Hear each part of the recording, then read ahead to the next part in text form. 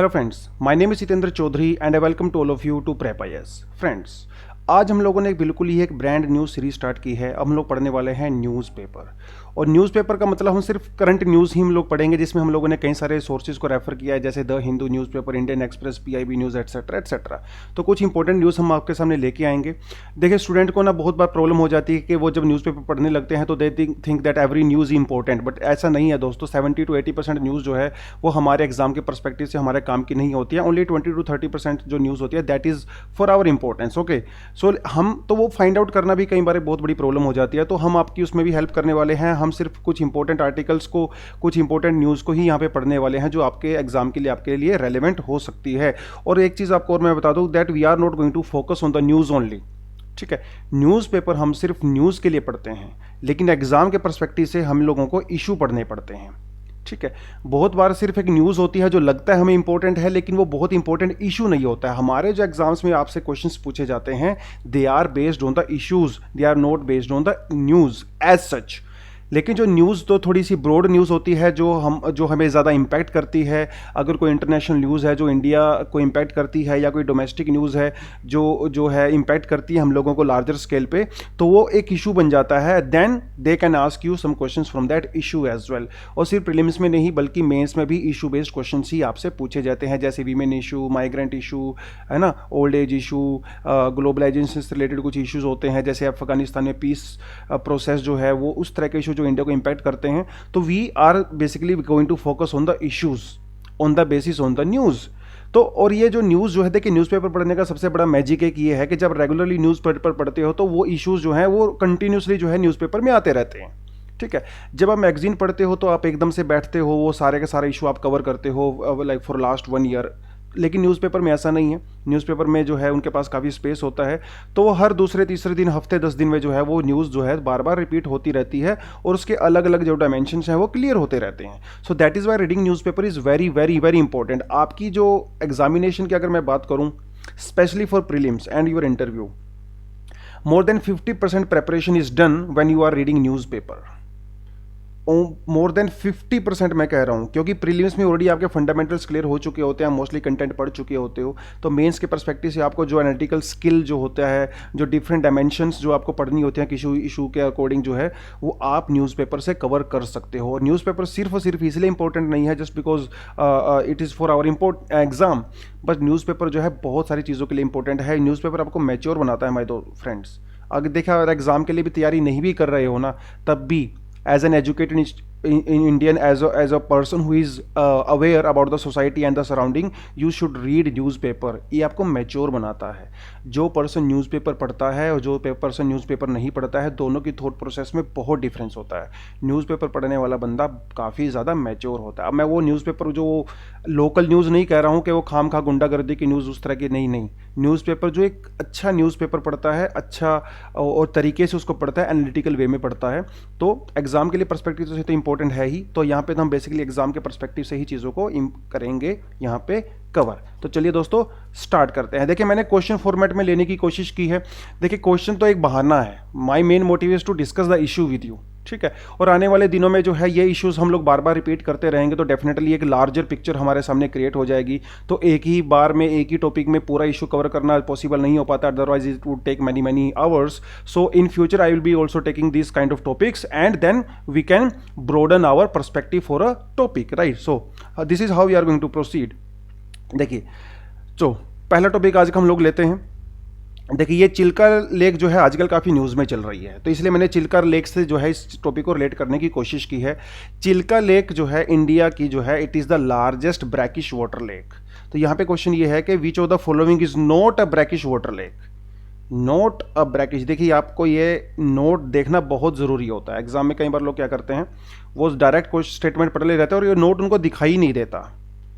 कई बार लोग जब एग्जाम अटेम्प्ट करने के बाद घर पे आते हैं तब उनको लगता है इसके क्वेश्चन के अंदर नोट भी था। तो that is why reading the statement of your question is also very very important.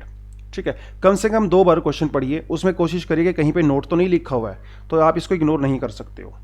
So which of the following is not brackish water lake? Chilka lake, Wular lake, Pangong so lake, Pulicat lake. देखिए जो भी lakes, mostly majority of time क्या होता है, जो भी lake आपको जो कोस्टल एरिया में मिलती हैं, जो बैक वाटर्स होते हैं, they are brackish water lake, क्योंकि उनके अंदर जो समंदर का पानी जो है, जो सोल्ट होता है, वो आके मिक्स हो जाता है फ्रेश वाटर के अंदर। तो ब्रैकिश लेक एक वही लेक होती है, ब्रैकिश वाटर एक वो वाटर होता है जिसके अंदर जो है फ्रेश वाटर और सलाइन वाटर जो है वो मिक्स हो जाता है, ठीक है, दैट इज योर ब्रैकिश। अब Chilka lake is also brackish water lake, this is the largest lake in India and it is situated in Odisha. ये आजकल वैसे भी काफ़ी न्यूज़ में है, क्योंकि यहाँ पे जो है डॉल्फिन की पॉपुलेशन काफ़ी ज़्यादा बढ़ गई है, and which is a good news, जिसके ऊपर हम लोगों ने एक अलग से करंट अफेयर वीडियो बनाया हुआ है। अगर आपने वो वीडियो नहीं देखा है तो प्लीज़ जाके आप उस वीडियो को ज़रूर देखें, वो मैंने 3-4 दिन पहले यहाँ पे अपलोड किया था। डॉल्फिन की पॉपुलेशन यहाँ पे काफ़ी बढ़ गई है, स्पेशली हम्प बैक डॉल्फिन, जिसकी पॉपुलेशन जो है 2020 में there were only 2, now they are more than 50। तो that was the topic that we have already covered. तो Chilka lake is the brackish water lake, तो डेफिनेटली ये तो इसका आंसर नहीं हो सकता। Pangong Tso lake is also a brackish water lake, और ये काफ़ी हाई ऑल्टीट्यूड पे है, ठीक है। जम्मू एंड कश्मीर के अंदर जो है पैंगोंग सो लेक है, जिसके बारे में आज का टॉपिक है। It is also brackish water lake. Pulicat lake in Andhra Pradesh, this is also very close to Chennai, right? So this is also brackish water lake, but Wooler Lake is the fresh water lake and this is the India's largest fresh water lake, Wooler Lake, ठीक है, Wooler Lake। तो आपको ये भी पता होना चाहिए। तो ये तो सिंपल सा क्वेश्चन था, लेकिन मेरा मेन जो मुद्दा है वो आज का ये है, ये आपके आज के जो है न्यूज़पेपर का आर्टिकल है, देखिए दोस्तों, होता क्या है, जो फ्रेंडली कंट्रीज़ होती है ना, फ्रेंडली कंट्रीज़ जैसे इंडिया है, ऑस्ट्रेलिया है, सिंगापुर है, इंडोनेशिया है। फ्रेंडली कंट्रीज़ का मतलब मेरा बेसिकली ये है कि जिनके जो इंटरेस्ट होते हैं वो कॉमन होते हैं बेसिकली, ठीक है। तो एक हर साल जो है, जो चीफ ऑफ आर्मी होती हैं, ठीक है, इनकी मीटिंग होती है, हर साल इनकी मीटिंग होती है, जिसमें वो डिस्कस करते हैं अपने कंट्री की जो है डिफेंस स्ट्रेटजी, थोड़ा वो डिस्कस करते हैं, अगर कोई कॉमन चैलेंज है उसके बारे में डिस्कस करते हैं, कोई सोल्यूशन फाइंड आउट करने की कोशिश करते हैं, तो वो किया जाता है। इस बार जो है इसे कहा जाता है chief of army symposium, CAS, chief of army symposium, and in 2021 it was held in by Australian army. तो उस दिन इसको ऑर्गेनाइज किया था, ठीक है, जिसमें जो है इंडोनेशिया, सिंगापुर, जापान और इंडिया जो है, इन्होंने भी इसमें पार्टिसिपेट किया था। तो इंडिया से जो है, इंडिया के जो आर्मी चीफ हैं वो वहाँ पे गए और उन्होंने वहाँ पे जो है अपनी बात रखी। उन्होंने देखिए बहुत बढ़िया बात कही कि उन्होंने कहा कि इंडिया और पाकिस्तान के बीच में जो है फरवरी मंथ में जो है सीज़ फायर की एक अग्रीमेंट हुआ था। दोस्तों ये बहुत इंपॉर्टेंट बात है, फरवरी में जो है सीज़ फायर हुआ इंडिया और पाकिस्तान के बीच में, फरवरी, मार्च, अप्रैल, now it's been around 3 months, और 3 महीने में जो है इस सीज फायर का वायलेशन नहीं हुआ है, कोई भी बॉर्डर पे गोलीबारी नहीं हुई है। अदरवाइज हमेशा से जो है सीज फायर वायलेशन होता रहा है, लेकिन इस बार इन 3 महीने में जो है सीज फायर वायलेशन नहीं हुआ, and which is a very positive indication from the Pakistani side also. Recently उनके जो आर्मी चीफ हैं उन्होंने भी कहा था, उनके जो एक्सटर्नल अफेयर मिनिस्टर उन्होंने भी कहा था कि हम लोग जो है इंडिया के साथ फ्रेंडशिप करना चाहते हैं, और इस मार धाड़ में जो है, लड़ाई झगड़े में कुछ रखा नहीं है। तो it's a positive signal from Pakistan side also, और तो डेफिनेटली जब पाकिस्तान की तरफ से पॉजिटिव सिग्नल आएगा तो हम तो उसमें करेंगे ही करेंगे। तो आर्मी चीफ ने जो है पाकिस्तान के बारे में तो कहा ही कहा, इन्होंने ये भी कहा कि गलवान वैली में जो है अभी इंडिया के साथ जो इशू हुआ था, तो गलवान वैली में जो पैंगोंग सो जिस लेक के बारे में हम लोगों ने बात किया था, which is the brackish water lake, यहाँ पे इशू अभी जो है धीरे धीरे रिजोल्व हो रहा है। देखिए आपको मैं लोकेशन दिखा देता हूँ, देखिए ये जहाँ पे आपको ये रेड कलर का दिख रहा है ना, ये जो आपको रेड कलर का दिख रहा है ये, और इधर वाला ये जो रेड कलर का, जो लाइट रेड कलर में दिख रहा है वही दोस्तों, this is line of actual control, ठीक है, लाइन ऑफ एक्चुअल कंट्रोल। तो 1962 में क्या हुआ था, जब इंडिया चाइनीज़ वॉर हुआ था, तो चाइनीज़ आर्मी जो है वो रेड लाइन तक घुस गई थी, ठीक है, और वो वहाँ पे अभी इसके जो ईस्ट साइड में है, यहाँ पे ये है अक्साई चीन, दिस इज अक्साई चीन is under the administration of China, और ये हमारा आ गया यहाँ पे लद्दाख, ठीक है, this is under the administration of India. और यहाँ पे आप जो देखिए ये है गलवान, तो ये पूरी की पूरी यहाँ पे जो है गलवान वैली है, जिसको लेके इशू हुआ था। चाइना ने का ये मानना है कि जो ये वाली रेड लाइन है, ये वाली रेड लाइन है, इसके सारे के इधर जो है गलवान वैली वो चाइना की है। इंडिया इसको नहीं मानता, इंडिया का मानना है कि ये वाली जो लाइन है वो जो है लाइन ऑफ एक्चुअल कंट्रोल होनी चाहिए और इसके इस तरफ जो भी है वो इंडिया के अंदर में होना चाहिए। तो ये गलवान वैली को लेकर इशू आता, लेकिन टॉपिक जो है गलवान वैली का नहीं, एक्चुअली टॉपिक जो है वो पेंगोंग सो लेक का है। पेंगोंग सो लो, ये है पेंगोंग सो लेक और ये जो है इट इज़ अराउंड 135 और 145 किलोमीटर लॉन्ग लेक है, जिसमें से जो है 45 किलोमीटर जो है वो इंडिया के अंडर में है, बाकी जो है चाइना के अंडर में है। अब ये जो पेंगोंग सो लेक है, देखिए ऊपर से नीचे तक कोई प्रॉब्लम नहीं है, प्रॉब्लम यहाँ पे है क्योंकि ये वाटर बॉडी है और वाटर बॉडी के बीच में से जो है बाउंड्री निकालना बहुत ज़्यादा मुश्किल हो जाता है। तो पेंगोंग सो लेक के बीच में से जो है इंडिया चाइना की बाउंड्री जाती है, पेंगोंग सो लेक के बीच में से जाती है, जिसकी वजह से वहाँ पे पेट्रोलिंग की प्रॉब्लम होती है। और क्योंकि वाटर के अंदर बहुत ज़्यादा हम लोग एकदम एग्जैक्ट नहीं बता सकते कि कहाँ पे कौन सा बॉर्डर स्टार्ट होता है, तो that is Y that is also reason for the problems with in India and China. ठीक है, तो यहाँ पे इशू है। 1962 में जब इंडिया पाक चाइना का वॉर हुआ था, तो ये चुशल वैल्यू जो आप यहाँ पे दिखाई दे रहा है, चुशल वैल्यू के थ्रू जो है चाइनीज़ फोर्सेज ने जो है इंडिया के अंदर एंटर किया था। यहाँ पे आपको एक चीज़ और देखा तो देखिए, यह है दौलत बेग ओल्डी, यह है दौलत बेग ओल्डी। यहाँ पे जो है इंडिया का जो है हाईएस्ट एयर बेस है। और एक्चुअली जो चाइना को प्रॉब्लम हुई है ना, वो इसी वजह से हुई है क्योंकि चाइना ने तो ऑलरेडी यहाँ पे काफ़ी अच्छा इंफ्रास्ट्रक्चर रोड वगैरह बना रखे हैं, लेकिन इंडिया ने जो है अभी दौलत बेग वाले एरिया में यहाँ पे रोड कंस्ट्रक्शन करना स्टार्ट कर दिया है, जो कि मोटरेबल रोड है। इसकी वजह से क्योंकि इंडिया ने यहाँ पे इंफ्रास्ट्रक्चर डेवलप करना स्टार्ट कर दिया है, तो चाइना को यहाँ पे प्रॉब्लम हो गई है, बिकॉज दौलत बेगी ओल्ड एरिया में हम लोगों ने अपना इंफ्रास्ट्रक्चर डेवलप कर लिया है। तो that sort of thing was there. तो this is your Pangong so lake, this is your Pangong so lake, you need to know the location of it. जो 3 वगैरह की शूटिंग हुई थी वो भी यहीं पे हुई थी, आप सबने देखा होगा। कभी आप घूमने जाओ तो आप भी यहाँ पे जा सकते हो। आप पूरा पेंगोंग सो लेक नहीं जा सकते, हम लोगों को सिर्फ और सिर्फ जो है 7 to 8 किलोमीटर तक का ही एक्सेस होता है। Otherwise all other Pangong lake it is under Indian army control और चाइनीज़ आर्मी कंट्रोल। तो 1/3 तो इंडिया के कंट्रोल में है, बाकी 2/3 जो है वो चाइना के कंट्रोल में है। तो ये आर्मी चीफ ने वहाँ पे इसी के बारे में बात कहा। इन्होंने कहा कि देखिए, वैसे तो लगभग 1 साल के इशू के बाद जो है इंडिया चाइना ने अपनी चीज़ों को रिजोल्व कर लिया है काफ़ी हद तक। तो चाइना ने जो है वो अपनी आर्मी को वापस बुला लिया है, इंडिया ने अपनी आर्मी को वापस बुला लिया है, लेकिन अभी भी 2 छोटी छोटी ऐसी जगह हैं, हॉट स्प्रिंग और गोगरा पास्ट, जहाँ से अभी जो है चाइना वाले जाने से मना कर रहे हैं। ठीक है, चाइना वाले जाने से मना कर रहे हैं। तो इसके इशू के बारे में इन्होंने कहा है कि so we need to resolve this problem also and this problem can be resolve only through the dialogues. ठीक है। देखिए, आपको पता ही है गलवान वैली में जो है बहुत समय के बाद जो है गोलीबारी हुई थी, जिसमें जो है 20 इंडियन सोल्जर्स भी जो है मारे गए थे ना, वी ऑलरेडी नो दैट। तो 1996 में और 2005 में जो है इंडिया और चाइना के बीच में अग्रीमेंट हुआ था और उन्होंने ये कहा था कि हमारे अगर कोई भी इश्यूज होते हैं तो we are going to resolve those issues through the dialogues and through the meetings only, not through the violence. लेकिन उसका जो है इस बार वायलेशन हुआ यहाँ पे, तो that is why it was in news. और ये इंटरनेशनल न्यूज़ है दोस्तों, ये नेशनल न्यूज़ नहीं है, it's an international news because America and Europe they are also looking at these kind of developments and they clearly know the intention of China. They think that China is trying to pose a threat to India's sovereignty and China is trying to show to the world its power, है ना, and everybody is looking at them and they are little bit world also. But yes, India ने जो है China के against में यहाँ पे बहुत बढ़िया स्टैंड लिया और जिसकी वजह से जो है चाइना को वापस भी जाना पड़ा। ठीक है, उससे पहले जो है डोकलाम इशू भी हुआ था, वो भी आपको पता होगा। तो इस तरह के इशू जो है फ्यूचर में भी हम लोग इसको कवर करते रहेंगे, बट इसके लिए आपको सिर्फ इतना ही पता होना चाहिए कि पेंगोंग सो लेक कहाँ पे है। It's a brackish water lake. Galwan valley कहाँ पे है?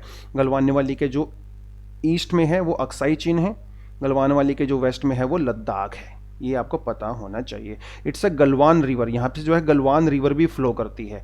गलवान रिवर जो है फर्दर जाके जो है वो शोक रिवर में, SHYO के शोक रिवर में जो है मिल जाती है। So Galwan river is kind of tributary to the Shyok river. Shyok river is further a tributary of Indus river and Indus river flows between Ladakh and Zanskar range. यहाँ पे हमारी लद्दाख रेंज है, इसके नीचे जो है जास्कर रेंज है। So between Ladakh and Zanskar Indus river flows and Shyok river is the tributary of Indus river. Shyok river is the right bank tributary of the Indus river. तो देखिए, आपको बात कहने का मतलब वही है, न्यूज़ अगर कोई भी हो उसके रिलेटेड आसपास के छोटे छोटे टॉपिक्स भी आपको पता होने चाहिए। And in future we are also going to cover these kind of topics in much detail. ठीक है, देखिए सेकंड पे आते हैं आज। Where is the Gokarna Mahabaleshwar temple situated? Gokarna Mahabaleshwar temple दोस्तों कहाँ पे है? केरला, कर्नाटका, तमिलनाडु एंड ओडिशा। देखिए इसकी पिक्चर है, ये बहुत पुराना मंदिर है and it is situated in Karnataka. It is situated in Karnataka and it was recently in news. ठीक है, न्यूज़ में था, क्यों? क्योंकि जो इस मंदिर की मैनेजमेंट है, इस मंदिर की मैनेजमेंट को, जो मैनेजमेंट का मतलब जो वहाँ पे प्रीस्ट होती है, जो प्रीस्ट फैमिली होती है, जो सारा कुछ वहाँ पे देखती है, ठीक है, और इसकी जो मैनेजमेंट है it was under the control of a मठ। ठीक है, एक मठ के अंदर में जो है, जिसका नाम था रामचंद्रपुरा मठ, इसकी पूरी मैनेजमेंट जो है इस मठ के अंडर में थी। लेकिन 2018 में क्या हुआ?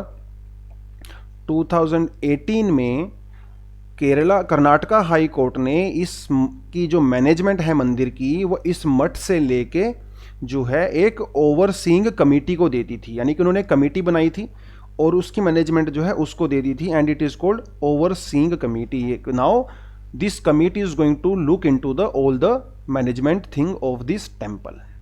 तो उसके अगेंस्ट में जो है ये जो मठ है, इसने जो है सुप्रीम कोर्ट में जो है एक अपील जो है डाली थी।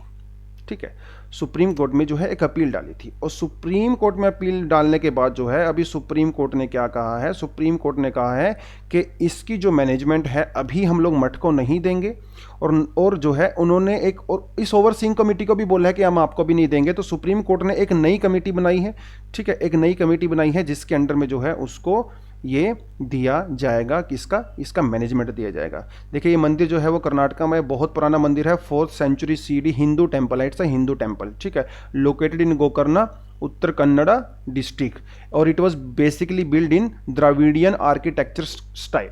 ठीक है, देखिए हमारे पास एक नगारा स्टाइल होता है ना, नागरा स्टाइल एक हमारे पास होता है जो बेसिकली आपका नॉर्थ इंडिया में, जिसमें शिखर वगैरह वो सब आर्ट एंड कल्चर में आपने किया होगा। ठीक है, एक हमारे पास द्रविडियन स्टाइल होता है, और एक हमारे पास वेसरा स्टाइल होता है जो दोनों का मिक्स होता है।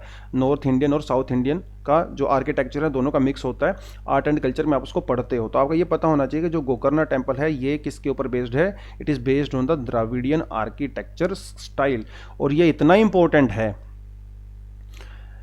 इस गोकर्णा टेम्पल के बारे में जो है वो कालिदास ने भी लिखा हुआ अपनी पोइम्स वगैरह में।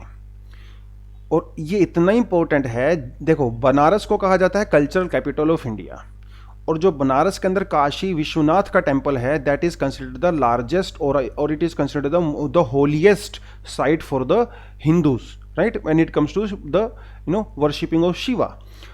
तो ये जो आपका जो टेम्पल है, जो आपका गोकर्णा टेम्पल है, it is also considered as Dakshin Kashi, Kashi of the south. So आप इसकी इंपॉर्टेंस समझ सकते हो।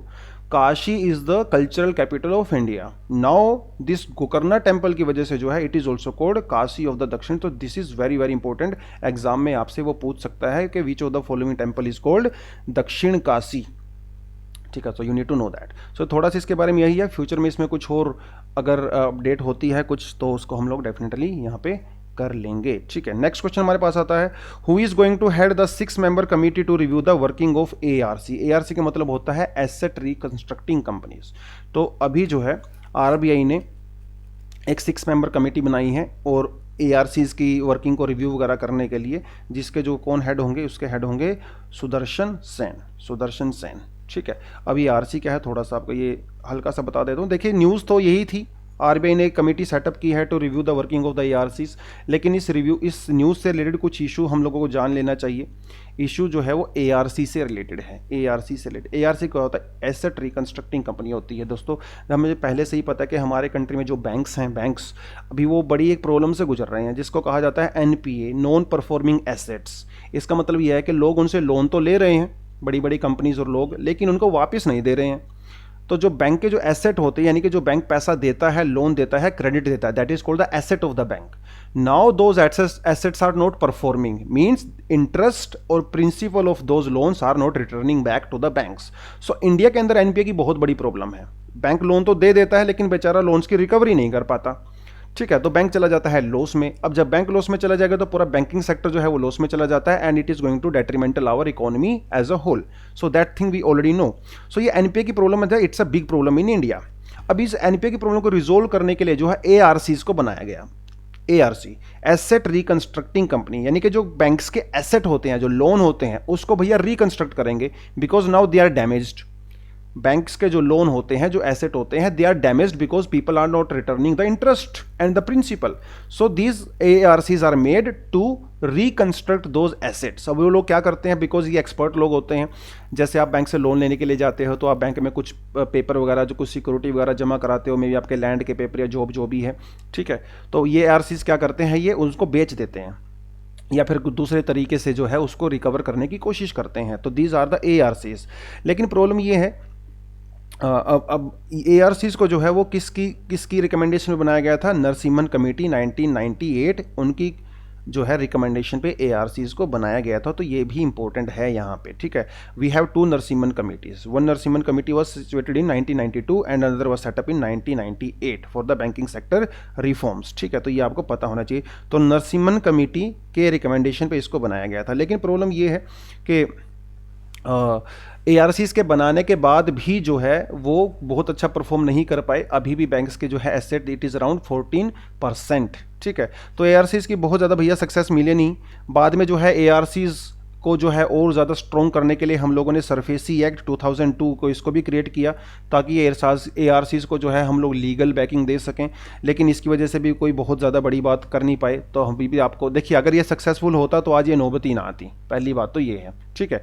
तो आपका ये जो सरफेसी एक्ट है, जो ARCs वगैरह है, ये बहुत ज़्यादा सक्सेसफुल नहीं है। तो अभी RBI ने एक और नई कमेटी सेटअप की है, जिसके जो हेड हैं कौन है, सुदर्शन सेन, और इनको बोला है कि भैया आप 1 साल तक जो है कम से कम इनकी वर्किंग को रिव्यू कीजिए और हमें कुछ अच्छी सी रिकमेंडेशन दीजिए, so that how can we improve the working of these ARCs। अभी जो है इंडिया ने 2016 में जो है IBC कोड भी जो है हम लोगों ने लगाया, इंसॉल्वेंसी एंड बैंकिंग कोड, ठीक है, बैंक्रप्सी कोड। अब ये कोड क्या है, थोड़ा सा आपको पता होना चाहिए। देखिए, जैसे कोई फॉरेन कंपनी इंडिया में आती है या कोई इंडियन कंपनी है, जब वो बैंक्रप्ट हो जाती है, तो वो सिंपली जो है केस फाइल कर सकती है कि देखो मैं बैंक्रप्ट हो गई हूँ, कोई भी कंपनी है, ठीक है, now I can not repay your loan. तो वो अपने जो काम धंधा होता है उसको समेट सकती है और अपने एसेट्स को बेच सकती है और बैंक को उसका पैसा लुटा सकती है। That is called IBC। और इस IBC के आने की वजह से जो पूरा बैंक्रप्सी वाला जो वाइंडिंग अप होता है कंपनीज का, इस प्रोसेस को बहुत सिंप्लीफाई कर दिया है। So that is Y more and more company can file for the bankruptcy easily. देखिए, कोई भी कंपनी जो है बैंक्रप्सी फाइल नहीं करना चाहती है, क्योंकि कोई भी नहीं चाहेगी वो नुकसान में जाए, और वो तभी बैंक्रप्सी फाइल करेगी जो वो उस हालत में होगी कि वो पैसा वापस नहीं कर सकती है ना।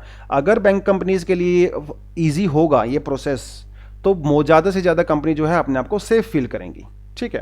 तो इस IBC के बाद जो है it is very largest reform in India. Banking reform सबसे बड़ा रिफॉर्म इसको माना जाता है इन इंडिया में आज तक का, और इसकी वजह से जो है ईज़ ऑफ डूइंग बिजनेस होता है उसमें इंडिया की रैंकिंग काफ़ी ज़्यादा अच्छी इंप्रूव हो गई है because of this IBC code. So आपसे मैं ये बोलना चाहूँगा कि आप लोगों ने क्या करना है, देखिए IBC के बारे में ये टॉपिक नहीं है, ठीक है, ये टॉपिक बस थोड़ा सा ARCs के बारे में था। फ्यूचर में अगर कोई IBC को आर्टिकल कवर करता है तो definitely I am going to cover that IBC their role as well. But अभी आपने क्या करना है, after this class you just need to do some googling about this IBC, थोड़ा सा पढ़ लेना इधर उधर करके, ठीक है। फ्यूचर में जब आर्टिकल आएंगे तो वो मैं आपको बता दूंगा यहाँ पे। So first of all you need to know what is ARC। ARC is एक एसेट रिकंस्ट्रक्टिंग कंपनी। तो सरकार ने क्या किया, 2017 में एक बहुत ही बढ़िया प्रपोजल दिया। 2017 के इकोनॉमिक सर्वे में सरकार ने बोला कि देखो we are going to make a very big ARC, asset reconstructing company, so that ये कंपनी क्या करेगी, जितने भी बैंक्स हमारे पास हैं जिनके जो भी बैड लोन्स है ना, ये उनको जो है रिकवर करने की कोशिश करेगी। And this is going to be a grand bank which is called bad bank. Why it is called bad bank, because this is going to handle the bad loans और NPA मतलब bad loans of the bank, ठीक है। तो ये bad bank का idea जो है 2017 के जो है इकोनॉमिक सर्वे में इंट्रोड्यूस किया गया। It is also called PARA, public sector asset rehabilitation agency. It is nothing but an ARC, ये भी एक ARC है। तो अगर पारा बैंक हम लोग बनाते हैं फ्यूचर में, अभी तक तो देखो बना नहीं है, it was just a proposal, ठीक है। अगर फ्यूचर में बनाते हैं तो इंडिया में अंदर अभी जितनी भी ARC हैं सबको खत्म कर दिया जाएगा। क्यों, why, because then this grand ARC is going to work, ठीक है। तो पारा बैंक, बैड बैंक, 2017 में इंट्रोड्यूस हुआ था। थोड़ा सा आपको बैड बैंक के बारे में भी पढ़ना चाहिए। सो बैड बैंक क्या करने वाला है, it is going to resolve this problem of NPA. ऐसा बोला जाता है कि रिजोल्व करेगा। देखो वैसे तो सरकारी चीज़ें हैं भैया, एक बार जब बनेगी तभी पता चलेगा कितना सक्सेसफुल होता है कि नहीं होता है ना। पता लगे बैड बैंक के ऊपर भी बैड बैंक लोन हो गया तो फिर क्या ही कर सकते हैं। So that was about this RBI की जो सेटअप जो है वो कमेटी इन्होंने की है। Now Bay of Pigs was recently in news. Bay of Pigs was recently in news. Which country is related to? UPSC कई बार आपसे इस तरह के क्वेश्चंस पूछता है। कोई प्लेस है, पर्टिकुलर प्लेस, कोई रीजन है, अगर वो न्यूज़ में रहता है तो यूपीएससी आपसे सिंपल सा क्वेश्चन पूछ लेता है कि ये किस चीज़ से रिलेटेड है। जैसे few years back there was a question about West Bank. There was a question, I think 2015 या 14 में there was a question about West Bank, और there was a simple question, West Bank is recently in news, it is related to which region. Simple question, ये आपसे West Bank की detail में नहीं जाएगा, simple सा इतना ही पूछेगा what is the location for that. So ये इस तरह के मैप बेस्ड क्वेश्चन भी जो है आपसे कई बार एग्जाम में पूछे जाते हैं। आजकल तो पिछले 3-4-5 साल से ये ट्रेंड चला आ रहा है कि at least 2 questions out of 100 questions you are going to find from the map section. तो मैप सेक्शन भैया काफ़ी इंपॉर्टेंट हो गया, not only in India but world as well. ठीक है, तो वर्ल्ड ज्योग्राफी के अंदर भी ये आपका आ गया है। तो कभी भी आप इंटरनेशनल न्यूज़ अगर पढ़ते हो तो उसका मैप के थ्रू पढ़ोगे तो आपके लिए ज़्यादा बेनिफिशियल रहेगा। तो बे ऑफ पिग्स जो है ये क्यूबा से रिलेटेड है, क्यूबा से रिलेटेड है। देखिए ये है क्यूबा, ये है क्यूबा। क्यूबा की जो कैपिटल है वो है हवाना, हवाना है। ठीक है, यहाँ पे आ जाता है आपका केमैन आइलैंड्स। केमैन आइलैंड जो है ये क्या है, टैक्स हेवन है भैया, टैक्स हेवन। तो यानी कि जितनी भी ब्लैक मनी होती है ना लोगों की, वो यहाँ पे जाके पार्क कर देते हैं, टैक्स हेवन है। ठीक है, तो और यहाँ के थ्रू फिर वो वापस इंडिया में जो है इन्वेस्ट कर लेते हैं, तो टैक्स हेवंस। ठीक है, उनको वो टैक्स देना पड़ता नहीं है। तो Cayman Island is also tax haven, जो आपको पता होना चाहिए थोड़ा सा। ठीक है, and the capital of Cuba is Havana. अब क्यूबा जो है काफ़ी टाइम से न्यूज़, अब वैसे तो क्यूबा हमेशा से न्यूज़ में रहता है। देखिए ये क्यूबा की लोकेशन है, और यहाँ पे ये है आपका, यहाँ पे आपका आता है ये Bay of Pigs, Bay of Pigs. ठीक है, और यहाँ पे आपका जो है आप यहाँ पे देख सकते हो, this is great Bahama bank, this is great Bahama bank. और यहाँ पे ये जो आपका है ये इसको बोलते हैं Florida straight, STRAIT, Florida straight. ठीक है, स्ट्रेट क्या होता है, स्ट्रेट एक बहुत ही नैरो वाटर बॉडी होती है बिटवीन 2 लैंड एरियाज। ठीक है, तो ये है फ्लोरिडा स्टेट, क्योंकि ये जो अमेरिका का जो ये स्टेट है ना, इट इज़ फ्लोरिडा, और यहाँ पे ये जो है मायामी बीच है। ठीक है, बहुत पॉपुलर, आप हॉलीवुड फिल्में वगैरह देखते होंगे।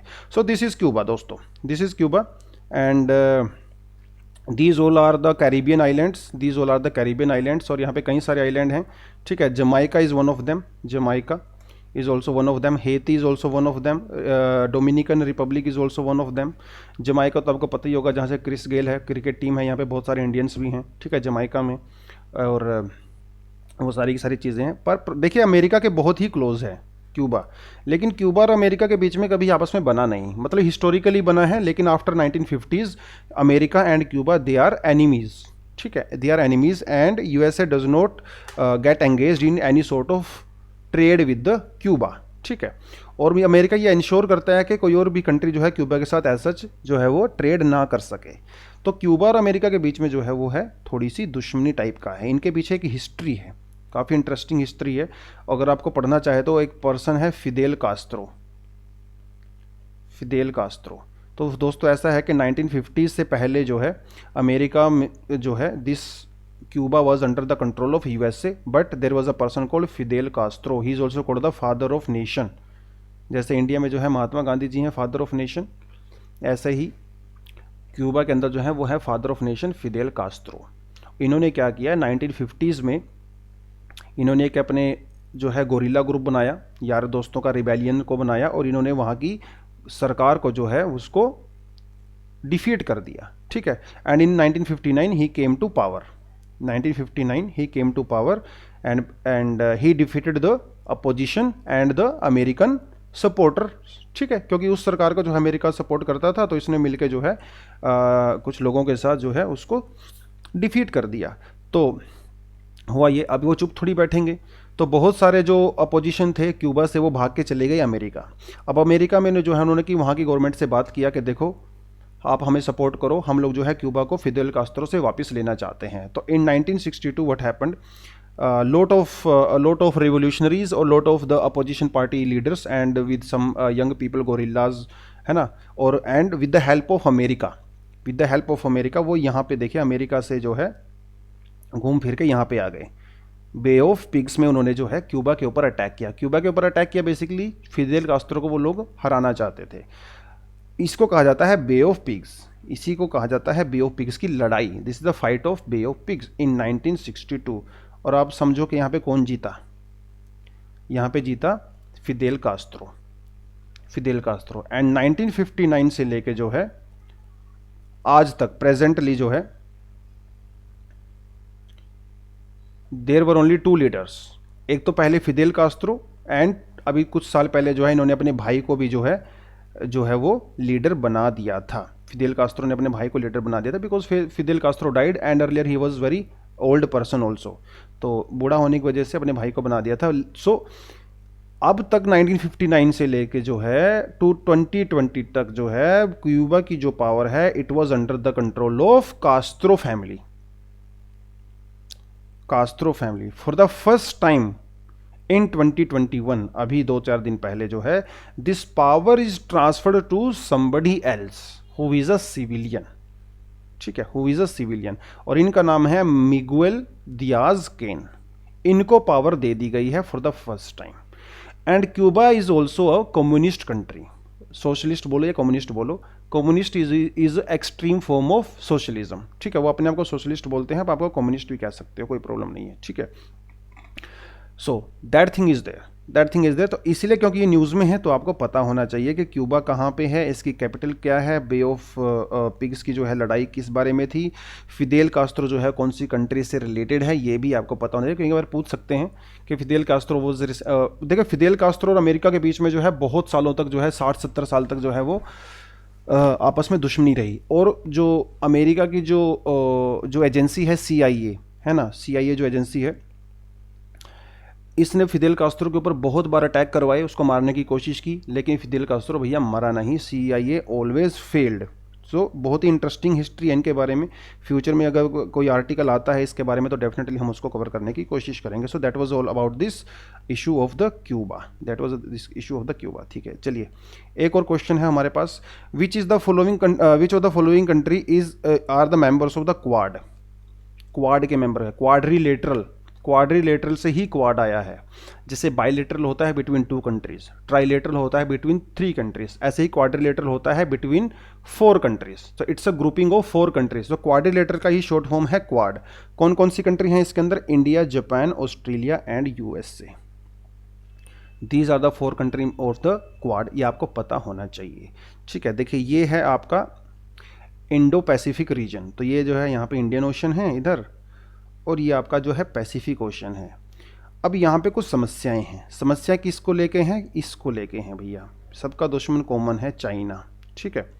तो चाइना को लेके यहाँ पे प्रॉब्लम, चाइना जो है पैसिफिक ओशन में भी जो है प्रॉब्लम क्रिएट करता है और इंडियन ओशन में भी प्रॉब्लम क्रिएट करता है। तो यहाँ पे जो कंट्रीज़ हैं, जैसे यहाँ पे ये अमेरिका है, ऑस्ट्रेलिया है, ठीक है, जापान है और इंडिया है, इन्होंने क्या किया, एक अपनी ग्रुपिंग बना लिया। And it is informal grouping, it is informal grouping, formal grouping नहीं है। देखो फॉर्मल ग्रुपिंग में तो आप प्रॉपर अग्रीमेंट करते हो, प्रोटोकॉल्स होते हैं, है ना, वो सारी रूल्स एंड रेगुलेशंस होते हैं। इनफॉर्मल में ऐसा कुछ नहीं है, इनफॉर्मल काफ़ी फ्लेक्सिबल होता है। तो now there are these 4 countries and they made a group to ensure the peaceful arrangement और पीसफुल ट्रेड और peaceful navigation in Indo Pacific region. क्योंकि अमेरिका को भी चाइना से प्रॉब्लम है, ऑस्ट्रेलिया को भी चाइना से प्रॉब्लम है, इंडिया को, जापान को तो प्रॉब्लम है ही। तो भैया दुश्मन का दुश्मन दोस्त होता है कि नहीं। तो उस वजह से हम लोगों ने क्या बनाया, क्वाड बनाया, क्वाड, ठीक है। तो थोड़ा सा इसके बारे में देख लेते हैं। क्वाड का जो सबसे पहले आइडिया दिया था वो किसने दिया था, 2007 में Japanese prime minister Shinzo Abe, ठीक है, इन्होंने सबसे पहले दिया था, ठीक है। इनफॉर्मल है, ये आपको याद रखना पड़ेगा, एग्जाम में वो जो है हल्का सा ही वर्ड चेंज करेगा, वो इनफॉर्मल की जगह आपको फॉर्मल दे देगा, तो आपको थोड़ा सा ध्यान रखना है यहाँ पे, ठीक है। It is informal, India, Japan, Australia and the US, ठीक है। अभी ये चारों कंट्री जो हैं, एक इंडिया में जो है इंडियन ओशन में एक नेवल एक्सरसाइज करती हैं जिसे कहा जाता है मालाबार। मालाबार एक्सरसाइज करती हैं, इट्स अ नेवल एक्सरसाइज, ठीक है। और ये सारी की सारी कंट्री जो हैं उसकी मेंबर्स हैं। ये जो मालाबार एक्सरसाइज है ये 1992 में स्टार्ट हुई थी and initially there were only two countries, India and America. Later on Japan was added and in 2007 Australia was also added, but Australia के ऊपर चाइना ने इतना प्रेशर डाला कि ऑस्ट्रेलिया जो है वो बाहर हो गया क्वाड से। लेकिन अगेन अभी जो है 2020 में Australia again joined this quadrilateral arrangement now, क्योंकि ऑस्ट्रेलिया और चाइना के बीच में रिलेशन काफ़ी ख़राब हो गए हैं पिछले कुछ साल से दोस्तों, ठीक है। तो एक तो बड़ी बात ये है, तो क्वाड के बारे में आपको थोड़ा सा पता होना चाहिए। और अब तक तो ये चारों कंट्री थी, लेकिन अभी इस अरेंजमेंट में जो है वो यूरोपियन यूनियन भी आ गया है। देखिए this was the news for the day. तो यूरोपियन यूनियन की जो काउंसिल है उन्होंने भी कहा है that now we are going to focus on the Indo Pacific region. Indo Pacific region उन्होंने भी बोल दिया अभी ये, ठीक है। क्यों बोल दिया है? For the cooperation in the Indo Pacific region so that they can contribute to the regional stability, security, prosperity, sustainable development as well. उन्होंने ये भी कहा है कि ये जो हम लोग इनिशिएटिव ले रहे हैं इसको जो है we are not taking this just because China is our enemy, no, we are not concerned about China's problems, we are taking this initiative so that we want peaceful arrangement in the Indo-Pacific region, and they have also said that they are going to collaborate with the ASEAN members. ASEAN मतलब Association of Southeast Asian Nations. So these countries are going to be in the cooperation with the European Union Council. और Asian के अंदर कौन कौन सी country हैं वो आप देख ही सकते हो, Myanmar, Thailand, Cambodia, Indonesia, Singapore, ब्रूने, Philippines, Malaysia, Vietnam, Laos etcetera, ठीक है। ये सारे के सारी जो है कंट्री एशियन मेंबर्स हैं, आपको इसके बारे में भी पता होना चाहिए, ठीक है। तो छोटी सी न्यूज़ थी, बहुत बड़ी न्यूज़ नहीं है, लेकिन इससे रिलेटेड जो है क्वाड वगैरह, मालाबार एक्सरसाइज वगैरह के बारे में आपको थोड़ा सा पता होना चाहिए। Not only the Malabar exercise but आपको दूसरी एक्सरसाइज के बारे में भी पता होना चाहिए जो इंडिया जो है दूसरी कंट्रीज़ के साथ टाइम टू टाइम जो है वो करता है, ठीक है। तो that was about this. Now next जो हमारे पास आता है वो आता है आपका वंदे मातरम मिशन। वंदे मातरम मिशन, ठीक है। देखिए वंदे मातरम मिशन बहुत ही एक इंटरेस्टिंग मिशन है। अभी देखिए कोविड-19 के टाइम में क्या हुआ, बहुत सारे जो इंडियंस जो हैं वो दूसरी कंट्रीज में फंस गए बिकॉज उनकी कंट्री जो है या तो उनको हेल्प नहीं कर रही थी या फिर दूसरे रीज़न भी हो सकते हैं, ठीक है। तो इंडिया ने क्या किया, इंडिया ने एक मिशन चलाया that now we are going to bring our Indians back to India, and for that they have launched a mission which is called Vande Bharat mission. Vande Bharat mission, ठीक है। तो यूएई के अंदर, गल्फ कंट्रीज़ के अंदर, न्यूजीलैंड में समझ लो आप, या इटली में समझ लो, यूरोप में समझ लो, कहीं पे भी जो इंडियंस थे and they were stranded because of this covid situation, so now उनको इवैक्यूएट करना था, है ना। देखिए जब बुरा वक्त आता है तो अपने ही काम आते हैं, ठीक है। तो अपने हैं तो इसलिए इंडियन गवर्नमेंट ने जो है मिशन चला के उनको वापस बुलाया। अब तक जो है 50 लाख लोगों को जो है इंडिया वापस ला चुका है। सो दुनिया का आज तक का जो है ये सबसे बड़ा इवैक्यूएशन मिशन है। इतने बड़े लेवल पे आज तक किसी को भी जो है इवैक्यूएट नहीं किया गया है, ठीक है। इससे पहले जो है इंडिया ने 1990s में जो है कुवैत में क्राइसिस हुआ था, जब कुवैत के ऊपर जो है अटैक हो गया था, उस टाइम भी बहुत सारे इंडियंस जो हैं वहाँ पे फंस गए थे, ठीक है। उनको निकाला गया था एंड दैट नंबर वाज 1,70,000। तो देखो 1,70,000 और 50 लाख में बहुत सारा फ़र्क है, ठीक है। So that is about Vande Bharat mission, Vande Bharat mission. अब यहाँ पे एक चीज़ और है, 2015 में भी जो है इंडिया ने किसी तरह का एक ऑपरेशन चलाया था, लेकिन उसका कोविड-19 से कोई लेना देना नहीं था because at that point of there was no covid. ये मिशन चलाया था हम लोगों ने कहाँ पर, यमन के अंदर, क्योंकि यमन में जो है सिविल राइट्स हो रहे थे। वह यमन में जो है वो जो ग्रुप्स हैं, हूथी ग्रुप्स वगैरह, वो आपस में लड़ रहे थे and Indians were stranded there. तो इनको इवैक्यूएट करने के लिए जो इंडिया ने ऑपरेशन राहत चलाया था, ऑपरेशन राहत। तो ये भी आपको पता होना चाहिए, ठीक है। देखिए वंदे मातरम मिशन में अंदर क्या करते हैं हम लोग, इंडिया के जो एयर इंडिया है या कुछ एयरफोर्स के जो है विमानों को भी हम लोग यूज़ करते हैं, तो बेसिकली हम एयर रूट का यूज़ कर रहे हैं। लेकिन क्या सिर्फ एयर रूट का ही यूज़ कर रहे हैं हम लोग इवैक्यूएशन के लिए? ऐसा नहीं है, हम लोग नेवी की भी हेल्प भी ले रहे हैं। तो नेवी ने भी एक ऑपरेशन चलाया along with Vande Bharat mission and that is called समुद्र सेतु ऑपरेशन, समुद्र सेतु ऑपरेशन। तो इसमें जो है ये it was launched by Indian navy, Indian navy. तो वंदे भारत मिशन जो है ये बड़ा मिशन है, इसके अंदर जो है नेवी ने एक और ऑपरेशन चलाया जिसे कहा जाता है समुद्र सेतु। ठीक है, तो ये नेवी का है और ये जो है एयरफोर्स का है। ठीक है, तो आपको ये थोड़ा सा पता होना चाहिए। ठीक है, चलिए, सो that was about Vande Bharat mission. Future में किसमें कुछ और अपडेट होगी तो डेफिनेटली हम उसको भी कवर करेंगे फ्यूचर में, इस तरह की न्यूज़ अगर आएगी तो।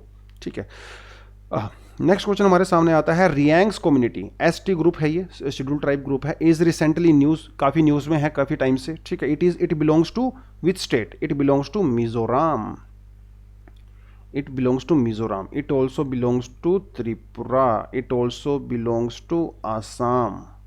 ठीक है, ठीक है, and it also belongs to Manipur। ठीक है, but it does not belong to Arunachal, Nagaland and Sikkim as such। ठीक है, चलिए जी, सो ये रियांग कम्युनिटी, अब रियांग कम्युनिटी को जो है एक और नाम से जाना जाता है जिसे कहा जाता है ब्रू कम्युनिटी, जो काफ़ी न्यूज़ में है। ठीक है, काफ़ी न्यूज़ में है। देखिए है क्या दोस्तों, इसकी थोड़ी सी कहानी आपको बता देता हूँ। कहानी देखिए ऐसा है कि ये है आपका यहाँ पे मिज़ोरम, ठीक है, और ये है आपका यहाँ पे त्रिपुरा। अब जो ब्रू कम्युनिटी के लोग हैं, जो रियांग कम्युनिटी के लोग हैं, बेसिकली वो रहते थे मिज़ोरम के अंदर में, लेकिन मिज़ोरम के जो लोकल लोग थे वो उनको कभी भी जो है इंडिजिनस नहीं मानते थे। तो 90s में क्या हुआ, 90s में 1997 में स्पेशली बहुत सारा वायलेंस हुआ, और जो मिज़ोरम के जो इंडिजिनस लोग थे उन्होंने जो है वायलेंस किया, इनके ऊपर अटैक किया। तो बहुत सारे जो है अराउंड 35,000 जो ब्रू कम्युनिटी के लोग हैं वो भाग के कहाँ चले गए, त्रिपुरा में चले गए, और यहाँ पे वो त्रिपुरा में जो है वो कैंप्स में रह रहे थे, अभी भी रह रहे हैं। ठीक है, और जब भी वो वापस जाने की बात करते थे तो मिज़ोरम के लोग जो है प्रॉब्लम क्रिएट करते थे। So these people from the Bru community, they were thrown out of the Mizoram and they are living in the Tripura. तो एक तो कहानी ये है। उसके अलावा जो है ये जो ब्रू कम्युनिटी के लोग हैं ये त्रिपुरा में पाए जाते हैं, आसाम में पाए जाते हैं, मणिपुर में और मिज़ोरम में भी। तो मिज़ोरम में तो पाई जाते हैं डेफिनेटली। ठीक है, और त्रिपुरा में जब ये भाग के आए तो इनको क्या बोला गया कि they are particularly vulnerable tribal groups. इसका मतलब ये ट्राइबल ग्रुप्स तो हैं, लेकिन ये पर्टिकुलरली यानी कि इनके ऊपर जो है खास अटेंशन ध्यान देने की ज़रूरत है। They are the most vulnerable communities. तो इनकी ये प्रॉब्लम बहुत टाइम से चल रही थी and they were demanding their rights also, है ना। तो त्रिपुरा वाले जो है, मिजोरम वाले, वो सेंट्रल गवर्नमेंट को भी लगातार फोर्स कर रहे थे कि please find out some solutions. And Tripura जो मिजोरम जो है, they were not willing to accept these Bru communities people.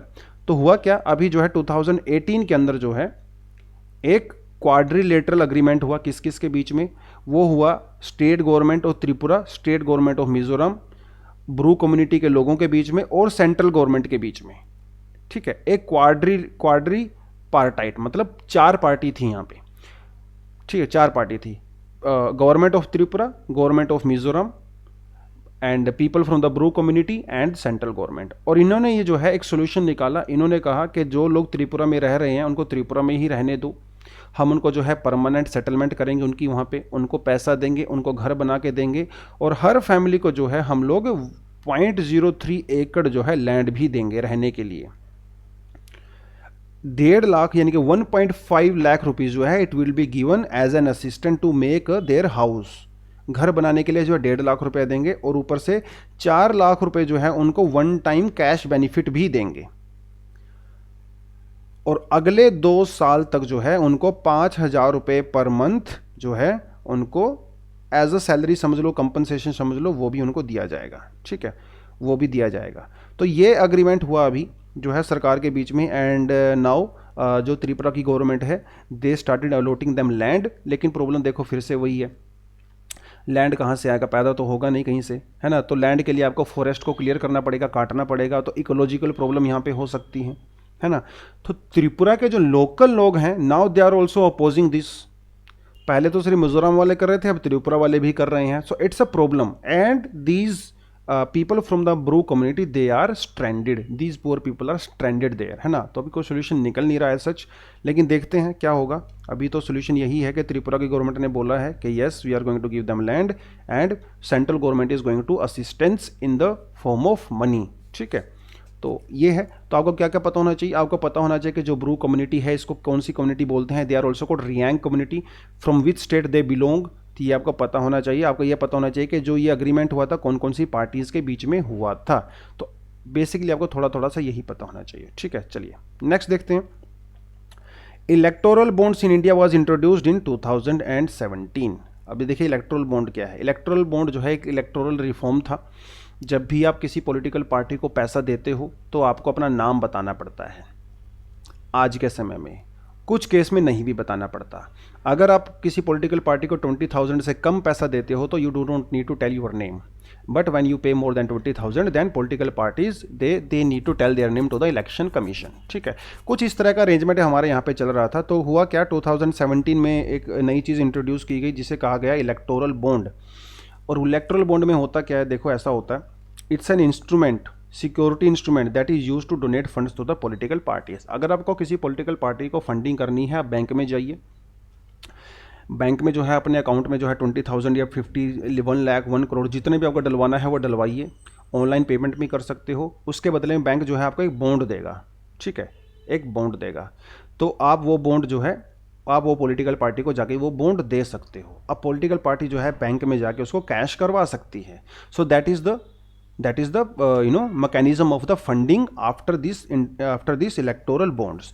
तो ये है इलेक्टोरल बॉन्ड का पूरा झंझट, ठीक है। इसमें इशू ये है कि इसमें जो है पॉलिटिकल पार्टीज को आपका नाम नहीं बताना पड़ेगा, that who is the donor, because वो जो इलेक्टोरल बॉन्ड होता है उसके ऊपर किसी का नाम नहीं होता है, इट इज नेमलेस। लेकिन बैंक को पता है किसने पैसा दिया है, लेकिन बॉन्ड के ऊपर किसी का भी नाम नहीं होता है, ठीक है। तो इट अनोनिमस है, कोई भी किसी को भी पैसा दे सकता है, पता नहीं चलेगा किसने पैसा दिया है, ठीक है। तो इस वजह से जो इलेक्टोरल बॉन्ड जो है वो किया, क्योंकि देखो अगर आपको पता चल जाएगा ना किसने अपने पैप को पैसा दिया है, तो फ्यूचर में जो है आप उसको फेवर कर सकते हो। दूसरी जो अपोजिशन पार्टी होती हैं वो उसके अगेंस्ट में एक्शन ले सकती हैं कि अरे अच्छे इसने तो बीजेपी को डोनेट किया था पैसा, तो ठीक है फ्यूचर में जो है मैं इसको परेशान करूंगा। तो इसलिए इसको इंट्रोड्यूस किया गया था कि now anybody can donate to any parties and you will not even able to know the name of that donor, ठीक है। वो चीज़ यहाँ पे की गई थी। और इससे ये भी पता चलता है कि इसमें ब्लैक मनी जो है वो नहीं हो सकती यूज़, क्योंकि बैंक को जो है आपको ट्रांजैक्शन जो है वो बैंक के थ्रू होती है। हालांकि इसमें बहुत सारी प्रॉब्लम्स भी हैं, ठीक है, उसके बारे में कभी बाद में बात करेंगे। लेकिन ये है कि जो जितनी भी पॉलिटिकल पार्टीज थी now they can hide the donors, कि किसने उनको पैसा दिया है, they can hide the donors. First time in India जो JMM है, JM Jharkhand Mukti Morcha, it's a political party in Jharkhand, ठीक है, and which was very consequential for the formation of Jharkhand. तो this was the first political party in India जिसने जो है electoral bond के basis पे ये बताया है कि मुझे किसने पैसा दिया है। आज तक बीजेपी, कांग्रेस, किसी भी पॉलिटिकल पार्टी ने ये नहीं बताया। सो इट्स अ गुड थिंग, है ना। इससे जो है करप्शन कम होता है और ट्रांसपेरेंसी बढ़ती है इलेक्टोरल सिस्टम के अंदर में। लोगों को भी पता चलता है कि किसने किसको कितना पैसा दिया है ना। सो ट्रांसपेरेंसी के लिए, डेमोक्रेसी के लिए बहुत बढ़िया चीज़ है। तो फर्स्ट टाइम JMM जो है इसने डिक्लेयर किया है नेम ऑफ द डोनर, ठीक है। 1 करोड़ रुपए का डोनेट किया था जो है हिंडाल्को ने। हिंडाल्को जो है एल्यूमिनियम कंपनी है जो उसी एरिया में काम करती है बेसिकली, ठीक है। सो ये सारी की सारी चीज़ हैं आपका इलेक्टोरल बॉन्ड के बारे में। थोड़ा सा ही मैंने बताया, देखो ये टॉपिक वैसे तो बहुत बड़ा हो जाता है, 1 घंटा पूरा ले सकता है ये टॉपिक, बट आपको थोड़ा सा न्यूज़ के बेसिस पे हल्का सा बैकग्राउंड पता होना चाहिए। तो अगर आपको डिटेल में जाना है तो डेफिनेटली आपको इलेक्टोरल बॉन्ड के बारे में थोड़ा सा पढ़ना पड़ेगा। बॉन्ड क्या होता है, इलेक्टोरल बॉन्ड, उसके प्रोज एंड उसके cons, present status, solution. Prelims में तो ज़्यादा इंपॉर्टेंट नहीं है, बट मेंस के पर्सपेक्टिव से काफ़ी इंपॉर्टेंट क्वेश्चन ये हो सकता है in your exams.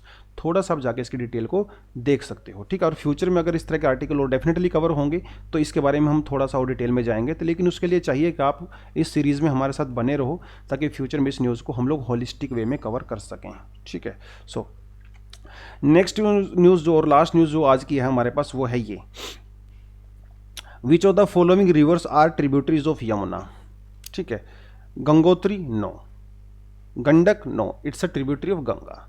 Lohit and Subansiri they are the tributaries of Brahmaputra, and Ken and Betwa they are the tributaries of Yamuna, they are the right bank tributaries of Yamuna. इसकी आप लोकेशन देख लो एक बार, ये देखो, this is our Yamuna river, ठीक है। ये आ गई हमारी चंबल, ये आ गई हमारी बेतवा, यहाँ पे है हमारी केन, और ये है हमारी सोन।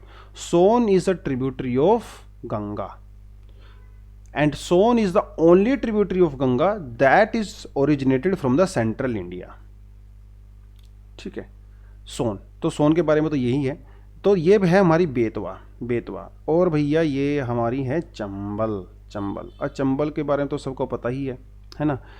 चंबल, क्या पता चंबल के बारे में? It is very famous for the, it was very famous for the डाकू, है ना। डाकू होते थे यहाँ पे, फूलन देवी, निर्भय सिंह गुज्जर, और भी बहुत सारे, है ना, पान सिंह तोमर, तो वो सब इसी एरिया से बिलोंग करते थे। और ये जो एरिया काफ़ी बैकवर्ड एरिया है, बैकवर्ड एरिया है। एक तो यहाँ पे जो है सोइल जो है वो बिल्कुल भी फर्टाइल नहीं है, बैड लैंड टोपोग्राफी यहाँ पे मिलती है, रेनफॉल ज़्यादा होता है, वो ख़राब हो गया, फर्टिलिटी नहीं है ना। तो इरिगेशन की बहुत प्रॉब्लम है यहाँ पे, इरिगेशन की प्रॉब्लम है। तो इरिगेशन के लिए हम लोगों ने क्या किया, देखिए, केन जो रिवर है ना आपकी, केन जो रिवर है, यहाँ पे आप देख सकते हो, this is your Ken river. Ken river में जो है वाटर सरप्लस है, और बेतवा रिवर में जो है वाटर जो है वो थोड़ा सा डेफिसिट है। तो there was a plan was to link this Betwa and Ken through a canal. So it's a river linking project, and this is India's first river linking project and the largest one also, ठीक है। ये किया जाना था, लेकिन इसमें problem ये है, कई सारी प्रॉब्लम है इसमें, थोड़ा सा उसके बारे में हम लोग बात करेंगे। सो ये है भैया प्रोजेक्ट। तो इसका मेन एम क्या है, transfer surplus water from the Ken river to the Madhya Pradesh to Betwa in UP to irrigate the drought prone Bundelkhand region. तो ये है हमारा यहाँ पे बुंदेलखंड रीजन, ठीक है। तो ये पूरा बुंदेलखंड रीजन है। बुंदेलखंड रीजन में जो है वो काफ़ी ड्राई एरिया है, तो यहाँ पे हम लोग इरिगेशन फैसिलिटी देंगे। प्रॉब्लम ये है, इसमें प्रॉब्लम एक ही है बस, वो ये है कि यहाँ पे हमारा आता है पन्ना टाइगर रिजर्व, पन्ना टाइगर रिजर्व। तो अगर आप ये कनाल यहाँ पे जोड़ दोगे तो Panna tiger reserve would be damaged, more than 50% of Panna tiger reserve would be damaged and it would be submerged. And Panna tiger reserve की वजह से जो है इसमें प्रॉब्लम क्रिएट हो रही है, क्योंकि ये इकोलॉजी को जो है बहुत ज़्यादा डैमेज करेगा, ठीक है। और ये आज का प्रोजेक्ट नहीं है, ये प्रोजेक्ट जो है इसको लगभग 30-35 साल हो गए हैं इस प्रोजेक्ट को। तब तक बात ही चल रही थी, कोई ऐसा प्रॉपर सॉल्यूशन नहीं निकला था। लेकिन अभी जो है प्रेजेंटली यूपी की सरकार ने, सेंट्रल गवर्नमेंट ने और मध्य प्रदेश की सरकार ने they have made a agreement, ठीक है। और उस अग्रीमेंट के थ्रू जो है सेंट्रल ने कहा that we are going to contribute 90% of the cost, 90% of the cost. तो 9000 एकड़ जो है वो फॉरेस्ट यहाँ पे काटा जाएगा। 12,500 एकड़ लैंड जो है it would be completely submerged under the water, ठीक है।